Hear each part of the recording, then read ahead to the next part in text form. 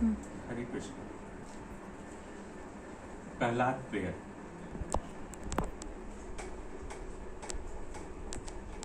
Prahlad Maharaja prayer. How it is possible for me, who have been born in a family of asuras, to offer suitable prayer to satisfy the supreme personality of Godhead? Even until now, all the demigods headed by Lord Brahma and all the saintly person could not satisfy the Lord by streams of excellent words. Although such persons are very qualified, being in the mode of goodness, then what is to be said of me? I am not at all qualified.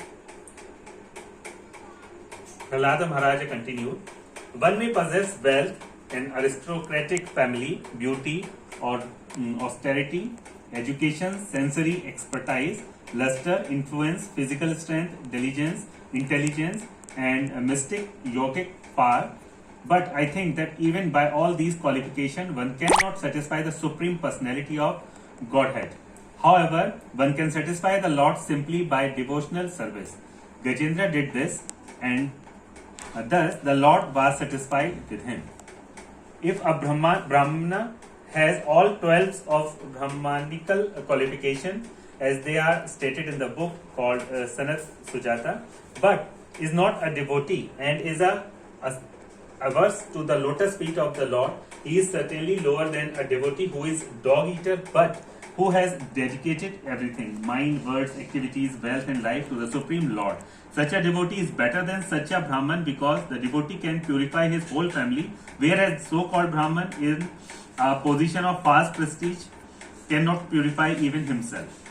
The Supreme Lord, the Supreme Personality of Godhead, is always fully satisfied in himself. Therefore, when something is offered to him, the offspring by the Lord mercy is for the benefit of the devotee. For the Lord does not need service from anyone. To give an example, if one's face is decorated, the reflection of one's face in a mirror is also seen to be decorated. Therefore, although I was born in a demoniac family, I may without a doubt offer prayer to the Lord with full endeavor as far as my intelligence allows. Anyway, who has been forced by ignorance to enter the material world may be purified of material life if he offers prayers to the Lord and hears the Lord's glories. O my Lord, all the demigods headed by Lord Brahma are sincere servants of your Lordship, who are situated in a transcendental position. Therefore, they are not like us. Your appearance in this fearsome form is your pastime for your own pleasure. Such an incarnation is always meant for the protection and improvement of the universe. My Lord Narasimha, please therefore cease your anger now that my father, the great demon Hiranyakashipu, has been killed. Since even saintly persons take pleasure in the killing of a scorpion or a snake, all the worlds have achieved great satisfaction because of the death of this demon. Now they are confident of their happiness, and they will always remember your auspicious incarnation in order to be free from fear. My Lord, who are never conquered by anyone, I am certainly not afraid of your ferocious mouth and tongue, your eyes bright like the sun, or your frowning eyebrows. I do not fear your sharp pinched teeth, your garland of intestines, your name soaked with blood, or your mane soaked with blood, or your high wedge-like ears. Now do I fear your tumultuous roaring, which makes elephants flee to distant places, or your nails, which are meant to kill your enemies. O most powerful, insurmountable Lord, who are killed to the fallen souls, I have been put into the occasions of demons as a result of my activities, and therefore I am very much afraid of my condition of life within this material world. When will that moment come when you will call me to the shelter of your lotus feet, which are the ultimate goal for liberation from conditional life? O Great One, O Supreme Lord, because of combination with pleasing and displeasing circumstances, and because of separation from them, one is placed in a most regrettable position within heavenly or hellish planet, as if burning in a fire of lamentation. Although there are many remedies by which to get out of miserable life, any such remedies in the material world or are more miserable than the miseries themselves. Therefore, I think that only remedy is to encourage in your service. Kindly instruct me in such service.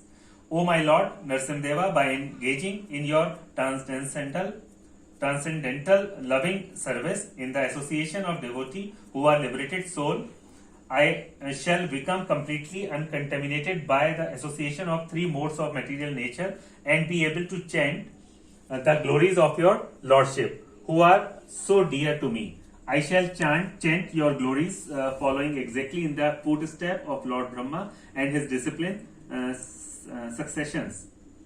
In this way, I shall undoubtedly be able to cross the ocean of nescience.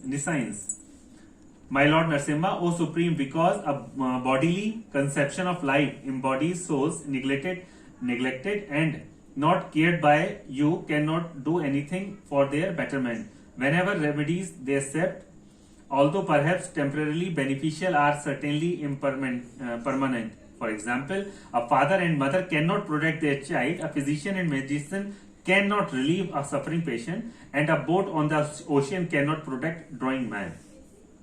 My dear Lord, everyone in the material world is under the modes of material nature, being influenced by godness, passion, and ignorance. Everyone from the greatest personality, Lord Brahma, down to the small ant, works under the influence of these modes.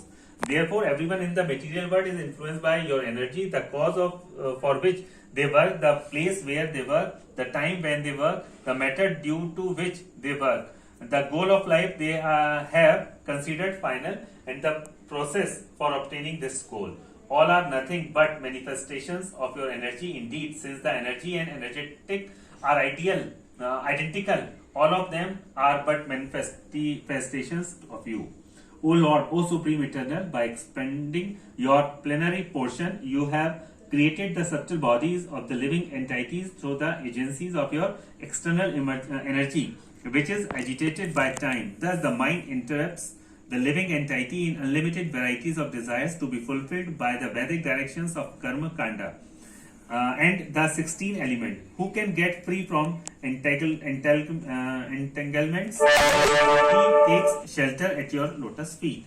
My dear Lord, O Supreme Great, you have created this material world of 16 constituents, but you are transcendental to their material qualities. In other words, these material qualities are under your full control and you are never conquered by them. Therefore, the time element is your representation. My Lord, O Supreme, no one can conquer as for me. However, I am being crushed by the wheel of time, and therefore I surrendered fully unto you. Now kindly take me under protection of your lotus feet.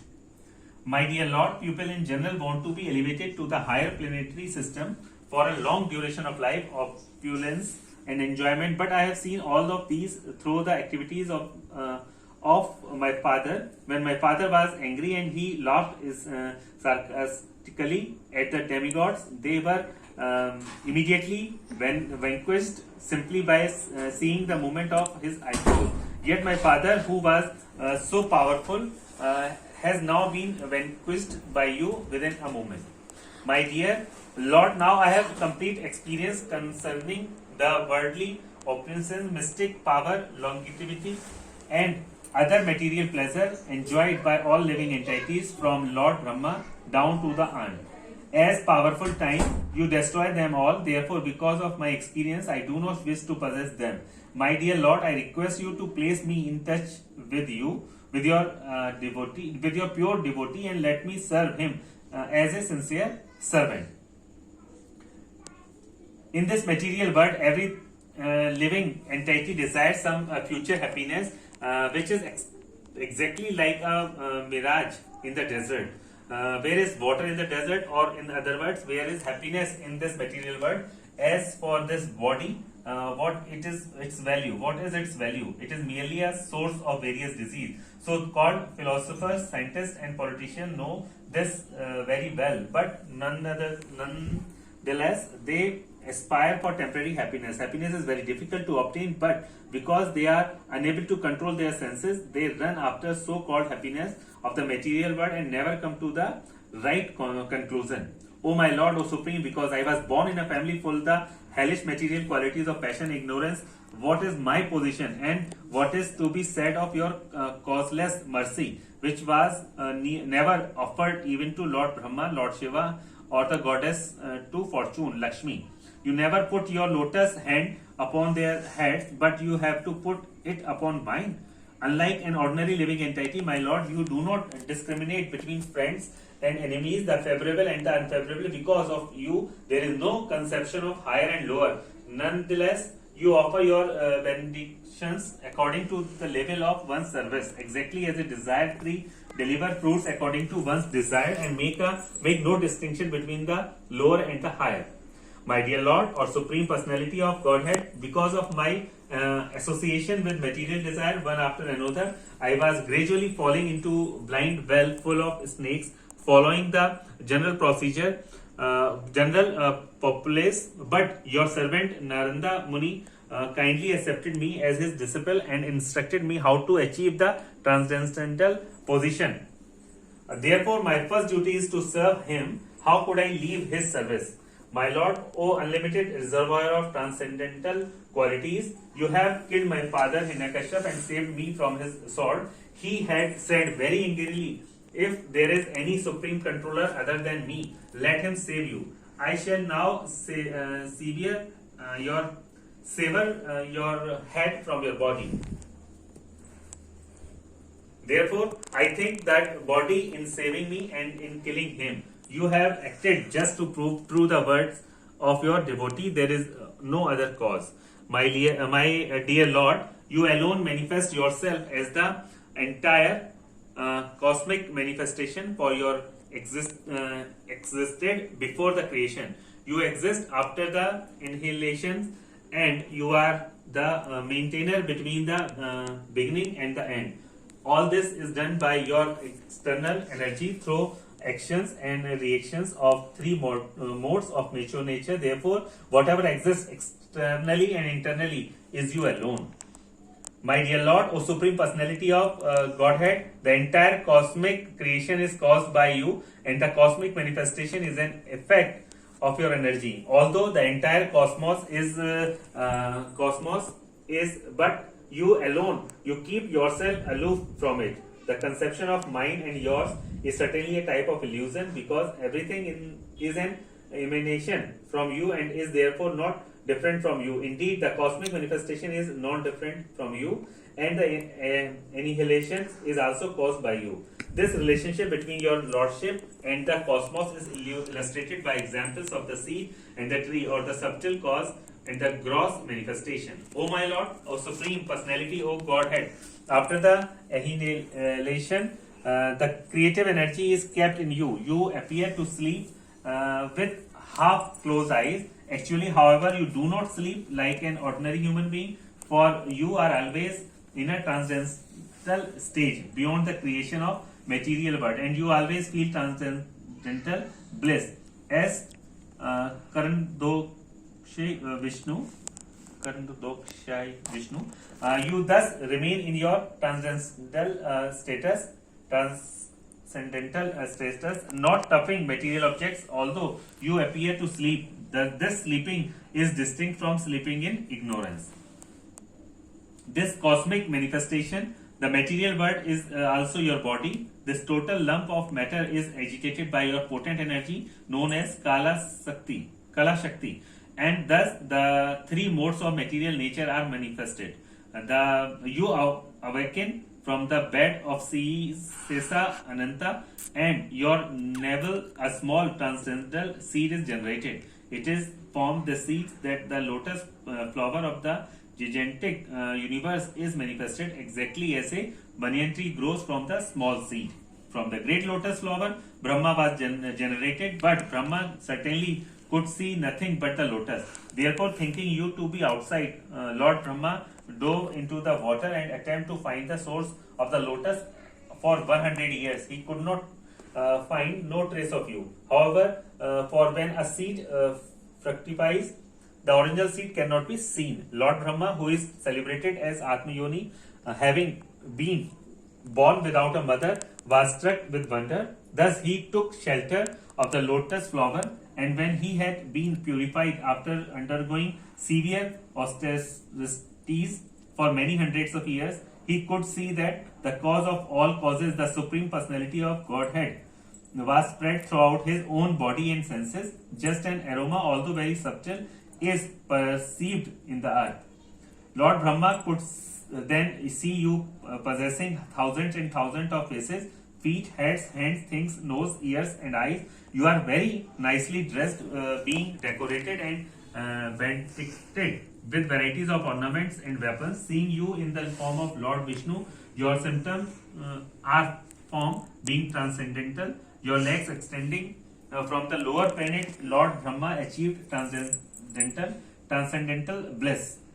My Lord, my dear Lord, when you appeared as Hayagriva with the head of horse, you killed two demons known as Madhu and Ketava, who were full of the modes of passion and ignorance. Then you delivered the Vedic knowledge to the Lord Brahma. For this reason, all the great saints accept your forms as transcendental and tinged by material qualities.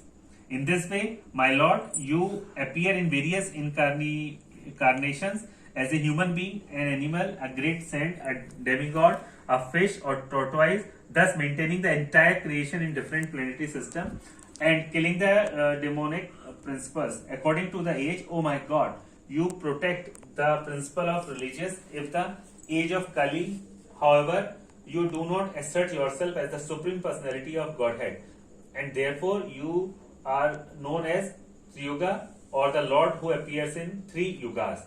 My dear Lord, of Vaikunt planet, where there is no anxiety, and my mind is extremely sinful and lusty, being something so called happy and sometimes so called distressed. My mind is full of laminations and fear, and it always seeks more and more money. Thus, it has become most polluted, and is never satisfied in topics concerning you. I am therefore most fallen and poor in such a status of life. How shall I be able to discuss your activities?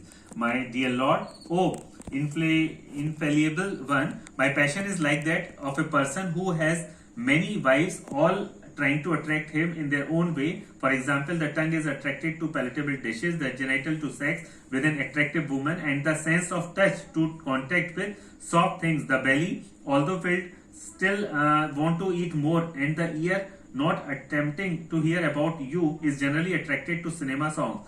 The sense of smell is attracted to yet another side. The restlessness eyes are attracted to seeing the sense gratification, and active senses are attracted elsewhere. In this way, I am certainly embarrassed. My dear Lord, you are always transcendentally situated on the other side of the river of death.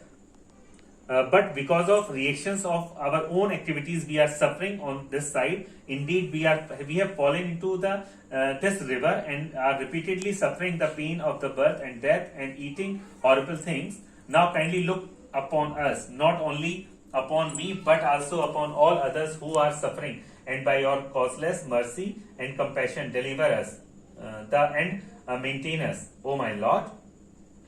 Your Supreme Personality of Godhead, original spiritual master of entire world, what is difficult for you, who manage the affairs of the universe in the delivering the fallen souls engaged in your emotional services. You are friend of all suffering humanities, and for great personalities it is necessary to show mercy to the foolish. Therefore, I think that you will show your causeless mercy to persons like us who engage in your service.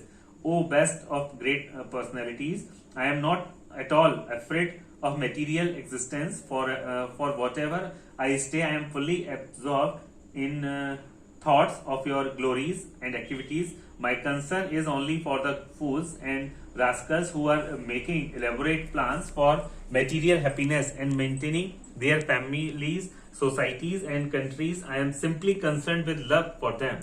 My dear Lord Narasimhadeva, I see that there are many saintly persons indeed, but they are interested only in their own deliverance, not caring for the big cities and town. They go to the Himalayas or the forest to meditate with vows of the silence.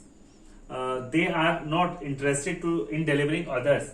As of me, however, I do not wish to liberate alone, leaving aside all these poor fools and rascals. I know that without Krishna consciousness,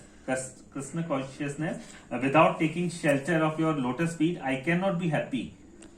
Therefore, I wish to bring them back to shelter at your lotus feet. Sex life is compared to the rubbing of two hands to relieve an itching. Brahmadesh, so-called grihasthas who have no spiritual knowledge, think that this itching is greatest platform of the happiness, although actually it is a source of distress. The kripanas, the fool who are just the opposite of brahmas, are also satisfied by repeated serious senses enjoyment. Those who are dhira, however, are sober and who tolerate this itch are not subjected to the suffering of fools and rascals. O Supreme Personality of Godhead, there are 10 prescribed methods on the path of liberation: to remain silent, not to speak to anyone, to observe vows, to amass all kind of Vedic knowledge, to undergo aesthetics, to study the Vedas and other Vedic literature, to execute the duties of Varnashrama Dharma, to explain the Shastras, to stay in a solitary place, to chant mantras silently, and to be absorbed in trance. These different methods for liberations are generally only a professional practice and means to livelihood for those who have not conquered their senses. Because such persons are falsely proud, these procedures may not be successful. By authorized Vedic knowledge, one can see that the forms of cause and effect in the cosmic manifestation belong to the Supreme Personality of Godhead. For the cosmic manifestation is His energy. Both cause and effect are nothing but energies of the Lord. Therefore, O my Lord, just as a wise man, by considering cause and effect, can see how five pervades, would those engaged in devotional service understand how you are both the cause and the effect. O Supreme Lord, you are actually the air, the earth, the fire, sky and water. You are the object of the sense perceptions, the life, ears, the five senses, the mind, the consciousness and false ego. Indeed, you are always subtle and gross. The material elements and anything expressed either by the words or by the mind are nothing but you. Neither the three modes of the material nature, Sattva Guna, Rajo Guna and Tamo Guna, nor the predominating deities controlling these three modes, nor the five gross elements, nor the mind, nor the demigods, nor the human beings can understand your lordship, for they are all subjected to birth and annihilation. Considering this, the spiritual advanced have taken to devotional service. Such wise men hardly bothered with Vedic study. Instead, they engage themselves in practical devotional service. Therefore, O Supreme Personality of Godhead, the best of all persons to whom prayers are offered, I offer my respectful obeisances unto you, because without rendering 6 kinds of devotional service unto you, offering prayer, dedicating all the results of activities, worship you, working on your behalf, always remembering your lotus feet and hearing about your glories, you can achieve that which is meant for the